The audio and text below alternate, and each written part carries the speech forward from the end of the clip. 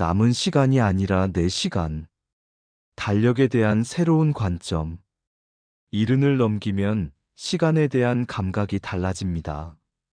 젊을 때는 시간이 무한히 있는 것처럼 느껴졌지만, 이제는 달력의 매 페이지가 더 소중하게 다가옵니다. 그런데 여기서 중요한 것은 얼마나 남았는가에 집중하느냐, 오늘을 어떻게 쓸 것인가에 집중하느냐의 차이입니다.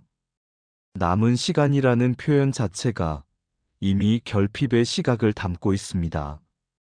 마치 모래시계의 아래쪽 모래만 바라보며 불안해하는 것과 같습니다. 하지만 달력은 남의 요청보다 나의 의도에 더 민감하게 반응합니다. 내가 무엇을 중요하게 여기느냐에 따라 같은 하루도 완전히 다른 의미를 갖게 됩니다. 나이 들수록 우리는 더 선택적이 될 권리가 있습니다. 모든 모임에 참석해야 할 의무도, 모든 사람의 기대에 부응해야 할 필요도 없습니다. 오히려 진정으로 의미 있는 것들에 집중할 수 있는 자유를 얻게 됩니다. 작은 구획의 힘. 평안의 시작은 거대한 계획이 아니라 작은 구획에서 나옵니다. 오전 1시간의 빛을 맞으며 차를 마시는 시간, 점심 전 20분의 산책, 해 진력 창가에서 보내는 조용한 순간들. 이런 짧은 시간들을 먼저 내 하루의 중심에 배치하는 것이 중요합니다. 많은 사람들이 큰 일을 먼저 계획하고 여가 시간을 나중에 끼워 맞추려 합니다. 하지만 노년에는 이 순서를 바꿔야 합니다. 나에게 꼭 필요한 시간들을 먼저 확보하고 나머지 시간에 다른 일들을 배치하는 것입니다. 예를 들어, 아침 첫 시간을 나만의 시간으로 정해두는 것입니다. 이 시간에는 전화도 받지 않고 급한 일도 처리하지 않습니다. 그저 창밖을 바라보거나 좋아하는 음악을 듣거나 일기를 쓰는 시간으로만 사용합니다. 이렇게 작은 구획을 지켜내는 연습을 하다 보면 하루 전체의 주도권이 내게 넘어오게 됩니다. 중요함의 새로운 정의. 중요한 일은 길어서 중요한 것이 아니라 먼저 놓였기 때문에 중요해집니다. 이는 노년의 시간 관리에서 가장 핵심적인 통찰입니다. 젊을 때는 시간을 많이 쓰는 일이 중요한 일이라고 생각했지만, 이제는 우선순위의 문제임을 알게 됩니다. 손주와 함께하는 30분이 중요한 회의보다 소중할 수 있습니다. 오랜 친구와의 짧은 통화가 긴 업무 보고서보다 의미 있을 수 있습니다. 이런 가치 판단은 타인의 기준이 아닌 내 마음의 소리에 따라 내려져야 합니다. 나의 리듬 찾기. 평생 남이 정한 시간표에 맞춰 살아온 우리는 이제 나만의 리듬을 만들 때입니다. 일찍 일어나는 것이 좋다고 해서 억지로 새벽에 일어날 필요는 없습니다. 내 몸과 마음이 가장 편안해하는 시간을 찾아 그에 맞는 일과를 만드는 것이 중요합니다.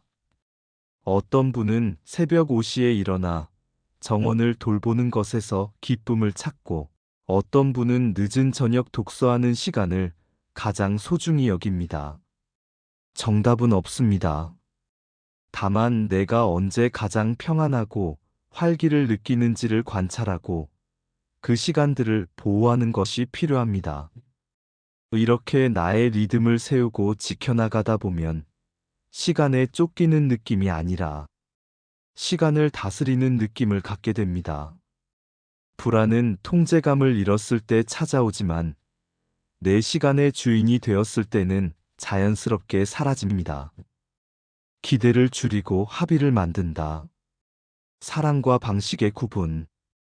가족과의 갈등을 들여다보면 흥미로운 사실을 발견하게 됩니다. 대부분의 문제가 사랑의 부족에서 오는 것이 아니라 사랑하는 방식의 차이에서 비롯된다는 점입니다. 부모는 자녀를 위한다고 생각하며 조언하지만 자녀는 그것을 간섭으로 받아들입니다. 자녀는 부모를 존중한다고 생각하며 거리를 두지만 부모는 그것을 소홀함으로 느낍니다. 특히 노년기에 이런 오해는 더 깊어질 수 있습니다. 부모는 내가 살아온 경험으로 도움을 주고 싶다는 마음이 강해지고, 성인이 된 자녀는 내 문제는 내가 해결하겠다는 독립적 성향이 강해집니다. 둘 다 선한 의도이지만 방향이 다르기 때문에 충돌하게 됩니다. 이런 상황에서 필요한 것은 사랑의 크기를 키우는 것이 아니라 사랑을 표현하는 방식에 대한 대화입니다. 나는 너를 사랑한다는 전제하에서 어떤 방식으로 사랑을 표현할 때 너는 가장 편안한가? 를 묻는 것입니다. 질문이 먼저, 조언은 나중에. 자녀에게 건네는 조언이 진정한 응원으로 들리려면 조언보다 질문이 먼저 와야 합니다. 내 도움이 필요한가? 어디까지 관여하기를 바라나? 그냥 들어주는 것만으로도 충분한가? 이런 질문들은 상대방의 현재 상황과 감정을 확인하는 과정입니다. 많은 부모들이 자녀의 어려움을 들으면 즉시 해결책을 제시하려 합니다. 하지만 때로는 해결책이 아니라 공감과 지지가 필요한 경우가 많습니다. 직장에서 힘든 일이 있다고 말하는 자녀에게 그만두라거나 참아라라고 답하기보다는 정말 힘들겠구나. 어떤 부분이 가장 어려운지 얘기해 볼래? 라고 묻는 것이 더 도움이 됩니다. 이런 질문을 통해 우리는 상대방이 원하는 도움의 형태를 파악할 수 있습니다. 어떤 때는 구체적인 조언을, 어떤 때는 단순한 경청을, 또 어떤 때는 실질적인 도움을 원할 수 있습니다. 미리 확인하지 않고 내 방식대로 도움을 주려 하면 선의가 부담이 될 수 있습니다. 기대의 투명화. 기대를 비밀리에 키우면 실망은 필연이 됩니다. 이는 모든 인간관계에서 적용되는 원리입니다.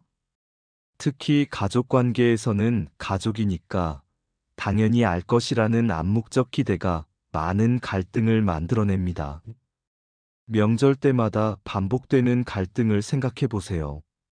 어머니는 온 가족이 모여 화목하게 지내기를 기대하고, 며느리는 적당한 선에서 예의만 지키기를 기대합니다. 아들은 평화롭게 넘어가기를 기대하죠. 이 서로 다른 기대들이 드러나지 않은 채 명절을 맞으면 모두가 실망하게 됩니다.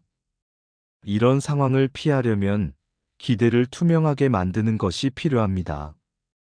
이번 명절에는 어떻게 보내면 좋을까? 각자 어떤 것을 중요하게 생각하나? 어떤 부분에서 서로 도움을 줄 수 있을까? 같은 대화를 미리 나누는 것입니다. 경제적 합의의 중요성. 노년기에 특히 중요한 것은 경제적 문제에 대한 가족 간의 합의입니다. 언젠가 줄지도 모를 재산을 기준으로 오늘을 인색하게 만들지 마십시오. 반대로 미래의 불안 때문에 현재의 삶을 너무 위축시킬 필요도 없습니다. 현실적인 대화가 필요합니다. 현재의 자산 상황, 월 지출 규모, 예상되는 의료비, 자녀들의 경제적 상황 등을 같은 테이블에 올려놓고 함께 검토해 보는 것입니다. 이런 대화를 통해 현재의 삶의 질과 미래의 안전 사이에 적절한 균형점을 찾을 수 있습니다. 또한 상속에 대한 생각도 미리 나누는 것이 좋습니다. 부모는 자식들이 잘 살기를 바라고, 자식들은 부모님이 편안히 지내시기를 바랍니다.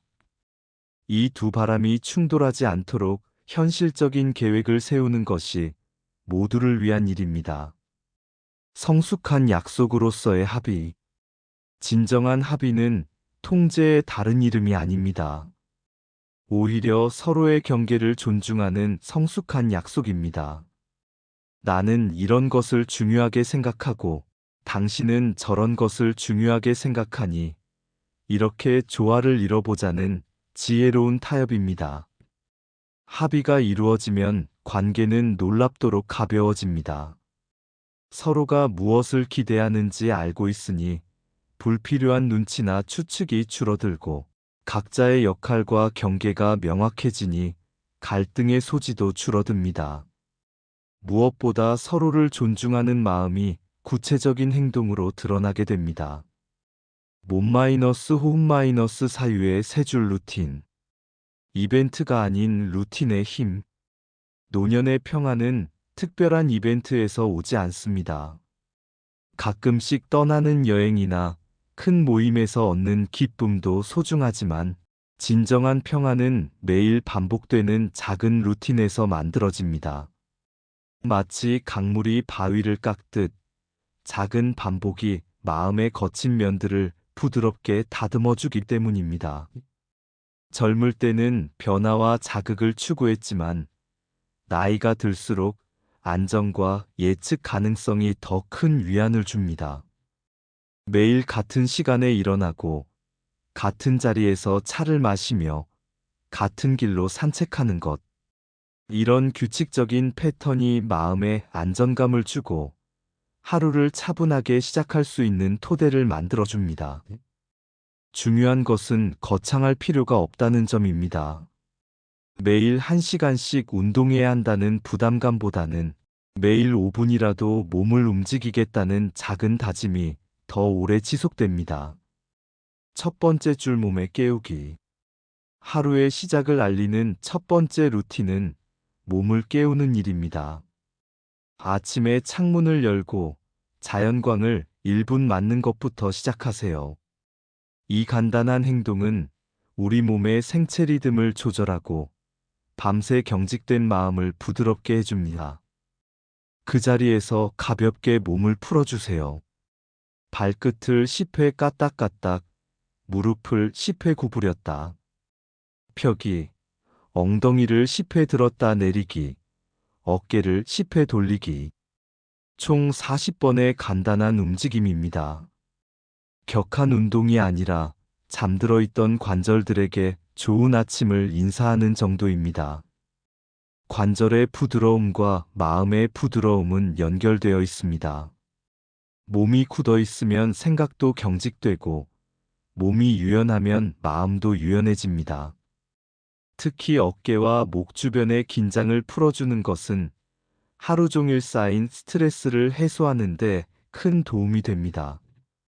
이런 간단한 몸풀기를 통해 오늘도 내 몸이 나와 함께 하루를 시작해 주었구나라는 감사함을 느낄 수 있습니다. 몸에 대한 원망이 아니라 협력의 마음을 갖게 되면 하루 전체의 기분이 달라집니다. 두 번째 줄 호흡의 조절. 불안은 대개 호흡이 얕아지면서 시작됩니다. 걱정거리가 생기면 자연스럽게 숨이 짧아지고 짧은 호흡은 다시 불안을 증폭시킵니다. 이 악순환을 끊는 가장 간단한 방법이 의식적인 호흡 조절입니다. 4-4-6 호흡법을 기억해 두세요. 4박자로 들이마시고 4박자 멈춤, 6박자로 내쉽니다. 이것을 3세트 반복합니다. 총 42초 정도의 짧은 시간이지만 놀라운 변화를 경험할 수 있습니다. 들이마실 때는 배가 부풀어 오르도록 깊게 호흡하고 잠깐 멈출 때는 그 공기가 몸 전체에 퍼져나가는 것을 느껴보세요. 내쉴 때는 긴장과 걱정도 함께 내보낸다고 상상해보세요. 호흡이 길어지면 자연스럽게 생각의 속도도 늦춰집니다. 이 호흡법은 불안할 때뿐만 아니라 화가 날 때, 슬플 때, 또는 단순히 마음을 가라앉히고 싶을 때 언제든 사용할 수 있습니다. 특별한 도구나 장소가 필요 없고 누구에게도 보이지 않으며 부작용도 없는 가장 안전한 마음 진정제입니다. 세 번째 줄 사유의 정리. 하루를 마무리하는 세 번째 루틴은 오늘의 한 줄 쓰기입니다. 길게 일기를 쓸 필요는 없습니다. 딱 3가지만 적으면 됩니다. 잘한 것 1개, 고마운 것 1개, 내일의 작은 시도 1개. 잘한 것은 거창할 필요가 없습니다. 오늘 약을 빼먹지 않았다. 이웃과 인사를 나눴다.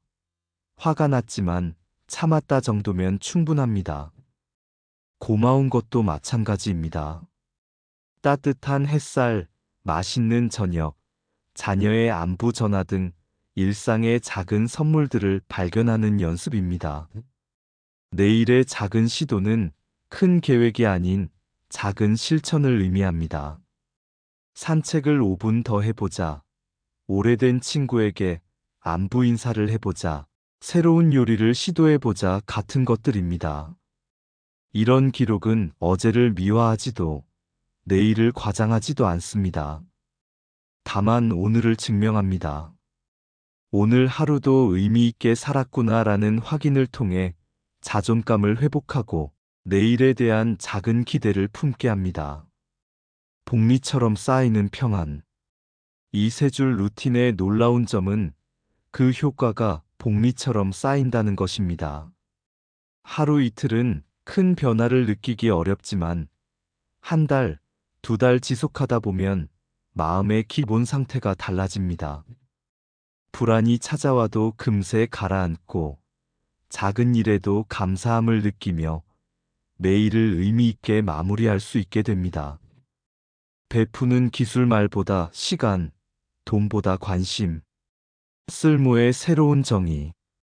은퇴 후 많은 분들이 이제 나는 쓸모없는 사람이 되었구나 라고 느낍니다. 직장에서의 역할이 사라지고 경제적 생산력이 줄어들면서 자신의 존재 가치를 의심하게 됩니다. 하지만 쓸모는 소득의 크기로만 측정되지 않습니다. 오히려 도움의 형태로 나타날 때 더 깊은 만족감을 줍니다. 젊은 시절의 베푸기는 주로 물질적이었습니다. 가족을 위해 돈을 벌고 자녀 교육비를 대며 경제적 뒷받침이 되는 것이 사랑의 표현이었죠. 하지만 노년기의 베푸기는 다른 차원에서 이루어집니다. 경험과 시간, 관심과 배려가 더 소중한 선물이 됩니다. 이런 변화를 받아들이는 것 자체가 지혜입니다. 예전처럼 큰 돈을 쓸 수는 없지만 예전보다 더 소중한 것들을 나눌 수 있게 되었다는 관점의 전환이 필요합니다. 정확한 시간의 나눔. 거창한 기부보다 정확한 시간의 나눔이 관계를 바꿉니다. 병원 동행 1시간, 손주에게 책 읽기 20분, 이웃의 장보기 전화 5분. 이런 작지만 구체적인 시간들이 체면보다 훨씬 따뜻한 온기를 전합니다. 병원 동행을 예로 들어보겠습니다. 혼자 병원에 가는 것과 누군가 함께 가는 것은 완전히 다른 경험입니다. 길을 찾는 것, 접수하는 것, 기다리는 시간을 함께 하는 것, 의사의 설명을 함께 듣는 것. 이 모든 과정에서 동반자가 주는 안정감은 그 어떤 위로의 말보다 강력합니다. 손주에게 책을 읽어주는 20분도 마찬가지입니다. 부모가 바쁜 와중에 읽어주는 책과 할아버지, 할머니가 여유롭게 읽어주는 책은 아이에게 다른 의미로 다가갑니다. 느린 속도로 중간중간 아이의 반응을 살피며 때로는 자신의 경험담을 섞어가며 읽어주는 시간은 아이에게 특별한 추억이 됩니다. 이웃과의 짧은 통화도 소중합니다. 장 볼 것 있으면 말씀하세요라는 5분의 전화가 혼자 사는 이웃에게는 하루를 밝혀주는 작은 등불이 될 수 있습니다. 베푸기의 3가지 원칙. 첫째, 요청 기반으로 돕기. 가장 중요한 원칙은 상대가 필요로 할 때 돕는 것입니다. 내가 도움을 주고 싶을 때가 아니라 상대가 도움을 받고 싶을 때 말입니다. 이 구분이 중요한 이유는 때로 우리의 도움이 내 불안 해소를 위한 경우가 있기 때문입니다. 자녀가 어려움을 겪고 있을 때 내가 뭔가 해야 한다는 조급함에 지나치게 개입하려 하는 것이 그 예입니다. 이런 도움은 집착의 다른 얼굴일 수 있습니다. 진정한 도움은 상대방의 요청이나 동의를 바탕으로 이루어져야 합니다. 도움이 필요하면 언제든 말해라고 먼저 말하고, 실제로 요청이 왔을 때 기꺼이 응답하는 것이 건강한 베푸기입니다. 둘째, 기록과 마무리. 도운 뒤에는 짧게라도 그 경험을 정리하며 스스로를 격려하는 시간을 갖습니다. 오늘 김씨 할머니 병원에 함께 갔는데 많이 안심하시는 모습이 보였다. 나도 누군가에게 도움이 될 수 있어서 뿌듯했다. 이런 식의 간단한 기록입니다. 이는 자화자찬이 아니라 자기 확인의 과정입니다. 내가 여전히 누군가에게 도움이 되는 존재라는 사실을 확인하고 그것을 통해 자존감을 회복하는 것입니다. 평안은 이런 작은 자기 확인들이 쌓여서 만들어집니다. 셋째, 무조건적 나눔. 베푼 것에 대해 보답을 기대하지 않습니다. 호의를 거래로 만드는 순간 마음이 피로해집니다. 내가 이렇게 도와줬는데 왜 고마워하지 않을까? 나도 도움이 필요할 때 저 사람이 도와줄까? 이런 생각들이 베푸기의 기쁨을 앗아갑니다. 진정한 나눔은 주는 것 자체에서 만족을 찾습니다. 상대방의 반응이나 보답과 상관없이 내가 누군가의 어려움을 조금이나마 덜어주었다는 사실 자체가 의미입니다. 자존감 회복의 순환. 나눔이 주는 가장 큰 선물은 타인의 변화가 아니라 나 자신의 자존감 회복입니다. 오늘 나는 한 사람의 어려움을 조금 줄였다는 사실이 밤을 조용히 데웁니다. 이런 따뜻함이 쌓이면 나는 여전히 가치 있는 존재라는 확신으로 발전합니다. 이 확신은 다시 더 자연스러운 나눔으로 이어집니다. 자존감이 있는 사람은 베풀 때도 부담스럽지 않고 받을 때도 당당합니다. 건강한 순환이 만들어지는 것입니다. 받아들이기와 건너가기. 평안의 새로운 정의. 많은 사람들이 평안을 문제가 없는 상태로 생각합니다. 건강하고 경제적으로 여유롭고 가족이 화목하면 평안할 것이라고 믿습니다. 하지만 노년기에 접어들면 이런 기대는 현실과 멀어집니다. 몸은 예전 같지 않고 친구들은 하나둘 작별을 택하며 예상치 못한 변화들이 계속 찾아옵니다. 진정한 평안은 문제의 부재가 아니라 문제를 다루는 방식의 성숙입니다. 파도가 없는 바다가 평온한 것이 아니라 파도가 쳐도 흔들리지 않는 배가 안전한 것과 같습니다. 우리가 통제할 수 있는 것은 외부 상황이 아니라 그 상황에 대응하는 우리의 자세입니다. 이런 관점의 전환이야말로 노년기 지혜의 시작입니다. 젊을 때는 문제를 해결하려 했다면 이제는 문제와 함께 살아가는 법을 배우는 것입니다. 이름 붙이기의 힘. 변화를 마주할 때 가장 먼저 해야 할 일은 그 변화에 이름을 붙이는 것입니다. 아, 지금은 슬픔의 계절이구나. 이것은 불안의 시간이로구나. 지금은 적응의 과정이구나. 이렇게 명명하는 것만으로도 혼란스러운 감정이 조금씩 정리됩니다. 이름을 붙인다는 것은 그 감정이나 상황을 객관화하는 과정입니다. 내가 슬픔에 휩싸여 있는 것이 아니라 슬픔이라는 감정을 지나가고 있다는 거리감을 만들어줍니다. 이 작은 거리감이 우리로 하여금 감정에 매몰되지 않고 한 걸음 물러서서 상황을 바라볼 수 있게 해줍니다. 오랜 친구를 떠나보낸 후의 공허함, 몸이 말을 듣지 않을 때의 답답함, 자녀들이 바빠서 연락이 뜸할 때의 외로움. 이런 감정들을 부정하거나 억누르려 하지 말고 지금 나는 이런 것을 경험하고 있구나라고 인정해주는 것입니다. 계절을 거스르지 않기. 자연에는 봄, 여름, 가을, 겨울이 있듯 우리 마음에도 계절이 있습니다. 기쁨의 봄, 활력의 여름, 성찰의 가을, 고요한 겨울. 각 계절마다 고유한 의미와 역할이 있으며 어느 하나도 생략될 수 없습니다. 슬픔의 계절이 왔을 때 억지로 기쁨을 만들려 하거나 겨울인데 여름의 에너지를 내려고 애쓸 필요는 없습니다. 오히려 그 계절이 주는 선물을 받아들이는 것이 지혜입니다. 슬픔은 우리로 하여금 진정으로 소중한 것이 무엇인지 깨닫게 하고 고요함은 내면의 목소리에 귀 기울일 수 있게 해줍니다. 계절을 거스르지 않는다는 것은 체념이나 포기가 아닙니다. 자연의 리듬에 맞춰 살아가는 지혜로운 삶의 태도입니다. 작은 질서의 유지. 슬픔이나 불안의 한가운데서도 우리에게는 할 일이 있습니다. 바로 작은 질서를 유지하는 것입니다. 아무리 마음이 어려워도 식사를 제때하고 약을 잊지 않으며 창밖을 한 번 더 바라보는 것. 이런 일상의 작은 행동들이 혼란 속에서도 우리를 붙잡아주는 단 역할을 합니다.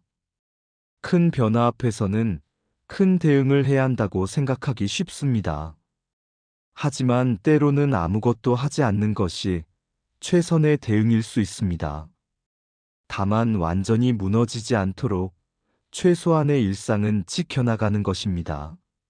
아침에 일어나 세수를 하고 간단한 아침을 먹고 약을 챙겨 먹는 것. 이런 기본적인 자기 돌봄이야말로 위기 상황에서 자신을 지키는 가장 현실적인 방법입니다. 마지막을 감사로 준비하기. 노년기에 피할 수 없는 주제가 바로 죽음입니다.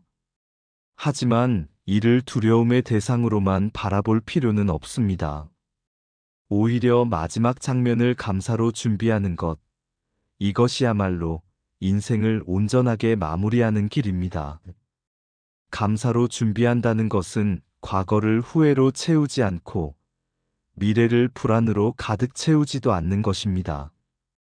지나온 삶에 대한 고마움, 만났던 사람들에 대한 감사, 경험했던 순간들에 대한 소중함을 마음에 담는 것입니다. 죽음을 준비한다는 것이 우울한 일만은 아닙니다. 오히려 삶의 마지막까지 의미 있게 살겠다는 적극적 태도의 표현일 수 있습니다. 문장의 마침표. 남은 삶을 미완성으로 두지 말고 오늘의 문장을 단정히 마침표로 마무리하는 법을 배우는 것. 이것이 받아들이기에 다른 이름인 건너가기입니다. 건너간다는 것은 도망가는 것이 아닙니다. 한 단계에서 다른 단계로, 한 상황에서 다른 상황으로 자연스럽게 이행하는 것입니다. 강물이 바위를 피해 돌아가듯 우리도 인생의 장애물들을 우회하거나 통과하면서 계속 흘러가는 것입니다. 매일 밤 잠자리에 들 때 오늘이라는 문장을 잘 마무리했다는 마음으로 눈을 감을 수 있다면 그것이 바로 성공적인 하루입니다.